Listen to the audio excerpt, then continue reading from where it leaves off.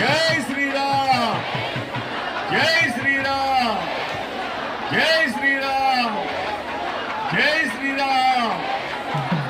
శ్రీరమ సీతకాగ నిజ సేవక బృందము వీర వైష్ణవ రామకు భద్రాద్రి రామ భయవేల రామకు భద్రాద్రి జయ రామ శ్రీరామ జయ రామ జయ జయ రామ.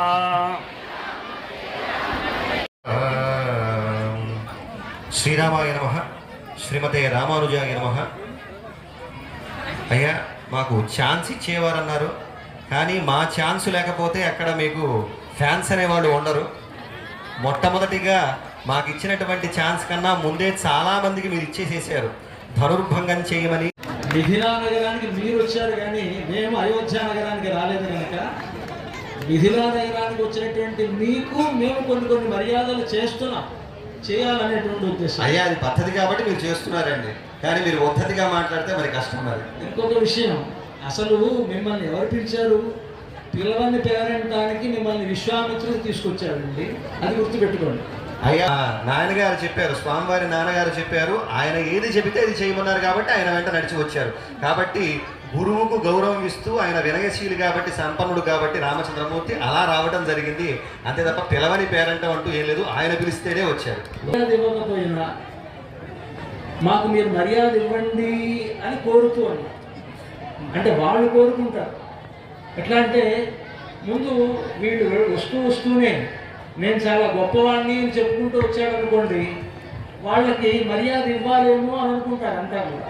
అంటే ఆ విధంగా మీరు వచ్చారు తప్ప మిథిలా నగరంలో మేము కేవలం ఇక్కడ ధనుస్సు ఉందని చెప్పాం, ఒక యాగం చేసుకున్నాం.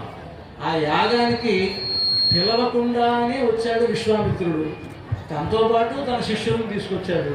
సరే ఏదైతే ఏమిటి, మాకు కావాల్సింది ఇక్కడ ఆ ధనుస్సుని ఎవరైతే ఎక్కువ పెడతారో అలాంటి వాళ్ళకి మా అమ్మాయిని ఇద్దామని అనుకొని మేము ఎలాగో ఇక్కడ పణంగా పెట్టాం కనుక, పోటీ పెట్టుకున్నాం కనుక వచ్చినటువంటి వాళ్ళు మర్యాదగా మాట్లాడితే బాగుంటుంది. మర్యాదగానే మాట్లాడతాం, మా మర్యాద మేము దక్కించుకుంటాం. మా స్వామికి ఉన్న పేరే మర్యాద పురుషోత్తముడు అని. హద్దు తెలిసిన వాడు, హద్దు దాటని వాడు. కాబట్టి మా హద్దులో మాకు ఉండటం ఆయనకి ఉన్నటువంటి సుగుణం, అది గుర్తుపెట్టుకోండి. ఏ విధానంతో ఆయన పుట్టడం జరిగింది. అంతేకాకుండా ఇప్పుడు అయోనిజత్వం అని మీరు గొప్పగా చెప్తున్నారు స్వామి, అది ఎప్పుడో త్రేతాయుగంలోని మాట. దుఃఖం దాటడం కంటే ఇప్పుడు దుఃఖపడుతూ ఉన్నాడు ఆయన, కానీ సీతమ్మకి దుఃఖమే లేదు. పోలేని సంతోషం, ఒప్పుకుందాం. తర్వాత దానికి రాదు, చెప్పండి అయ్యా. తర్వాత కులం శీలం. శీలం అంటే ఇంకా సీతమ్మ వారి శీలం గురించి చెప్పాలి. ఆది నుండి మనకి ఇక్కడ ఉండి వారి యొక్క దివ్యమైనటువంటి మంగళాశాసనాలు కృప చేస్తూ పరమహంస ప్రియురాజులు రండి శ్రీ శ్రీ శ్రీ దేవనాథ రామానుజీయ స్వామి ఏం చేస్తున్నారు. ఇప్పటి వరకు మేము సీతమ్మ వారి వైపు ఒకళ్ళం, రాముల వారి వైపు ఒకళ్ళం, ఇద్దరం కూడా అనుభవాన్ని వారి యొక్క దివ్య సందేశాన్ని ఈ సందర్భంగా అనుగ్రహించవలసిందిగా స్వామివారిని కోరుతున్నాను. జై శ్రీరామ్. ప్రియ భగవద్బంధువులారా, దక్షిణ అయోధ్యగా కీర్తించబడేటువంటి మన భద్రాద్రి రామచంద్రుడి కళ్యాణ మహోత్సవాన్ని రేపు మనం జరుపుకోబోతున్నాం. కన్నుల పండుగగా సీతమ్మనిచ్చి కన్యాదానం చేయడం కోసం మనమంతా జనకరాజు పక్షాన చేరి ఉన్నాం. సీతమ్మనివ్వాలంటే ఆయన గొప్పతనం ఏంటో మనకు తెలియాలి. సీతమ్మ గొప్పతనం ధరించినటువంటి శ్రీమన్నారాయణుడు కనుక రక్షించేది ఆయనే, రక్షింప చేయునది ఆయనతో ఎప్పుడూ నిత్య అనపాయినిగా ఉండేటువంటి అమ్మ కదా అని వారిరువురి చేరిక మనకెప్పుడు కూడా లోకానికి అది క్షేమాన్ని కలిగిస్తుంది, అది రక్షణను కలిగిస్తుంది అని ఒక విశ్వాసాన్ని మనలో దాన్ని చక్కగా దృఢతరం చెయ్యడం కోసం అమ్మ కళ్యాణ గుణాలని, స్వామి కళ్యాణ గుణాలని వారి ఇరువురు ఒకటిగా కలిస్తే గుణము లేకుండా గుణి ఏ వస్తువు ఉండదు. వస్తువు ఉన్నదంటే దానికి గుణం కూడా ఉంటుంది. శ్రీరామచంద్ర శ్రితపారిజాతః సమస్త కళ్యాణ గుణాభిరామః సీతాముఖాంభోరుహ చంచరీకః నిరంతరం మంగళమాతనోతు.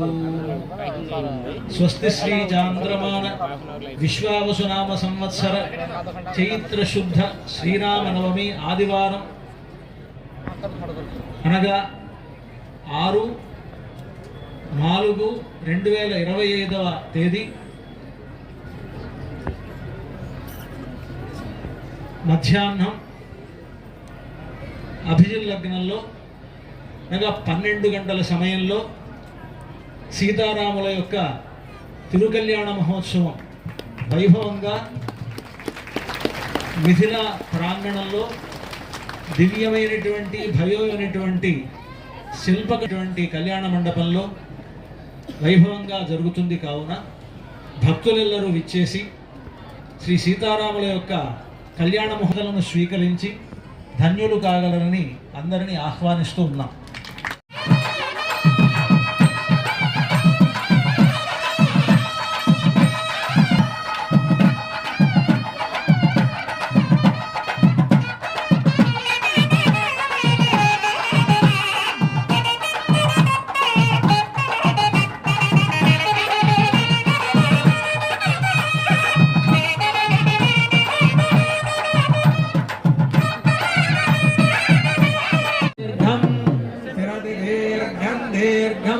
దీర్ఘమాయురాయుర్దీర్ఘం దీర్ఘమాయు.